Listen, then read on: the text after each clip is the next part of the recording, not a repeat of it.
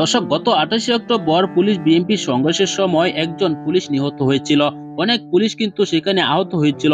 আহত পুলিশ কর্মকর্তারা এবার ভয়াবহ তথ্য ফাঁস করেছেন। তাদের কি কারা পিটিয়েছেন, এই বিষয়টি নিয়ে যে তথ্য দিয়েছেন সেই ভিডিওটি আমরা দেখব। সাংবাদিক ইলিয়াস হোসেন এসব তথ্য ফাঁস করেছেন, গোপন ভাবে এসব তথ্যগুলা তিনি সংগ্রহ করেছেন, তার ভিডিওটি আমরা দেখব।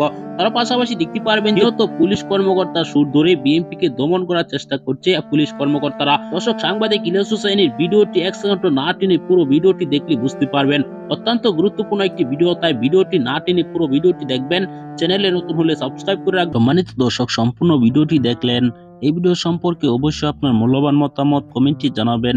দর্শক, আগামী জাতীয় সংসদ নির্বাচন নির্দলীয় নিরপেক্ষ তত্ত্বাবধায়ক সরকারের অধীনে দেওয়ার জন্য অনেক দিন যাবৎ ধরে আন্দোলন করে আসছে বিএনপির সাথে একের পর এক যুগপৎ আন্দোলনে একত্রিত হচ্ছে অন্য অন্য দলগুলা, তাদের সাথে তারাও আন্দোলনে যাচ্ছে।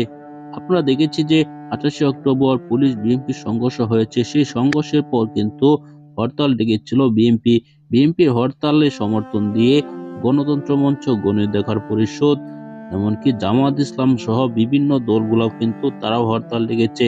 সেই জন্য কিন্তু আমরা বুঝতে পারি যে এভাবেই কিন্তু তারা যে আন্দোলন করছে, তাদের আন্দোলন যুগপৎ আন্দোলনে একত্রিত হয়ে একটি আন্দোলন আসতে পারে সামনে। কেননা তাদের দাবি কিন্তু এখন পর্যন্ত পূরণ হয়নি। সকল দল কিন্তু একটাই দাবি, যে সরকারের অধীনে কিছুতেই সুষ্ঠু নির্বাচন সম্ভব নয়। দর্শক, আপনারা এই ভিডিওতে দেখেছেন যে 28 অক্টোবর পুলিশ বিএনপি সংঘর্ষের সময় একজন পুলিশ নিহত হয়েছিল। সেই নিহত পুলিশ কর্মকর্তারা কার হাতে নিহত হয়েছে, এসব বিষয় নিয়ে যে তথ্যগুলো দিয়েছেন সাংবাদিক ইলিয়াস হোসেন, সেই ভিডিওটি আপনারা দেখেছেন। সাংবাদিক ইলিয়াস হোসেন এই ভিডিওতে যে ভয়াবহ তথ্য তুলে ধরেছেন, তার ভিডিওটি সোশ্যাল মিডিয়ায় জোরে গতিতে ভাইরাল হয়েছে।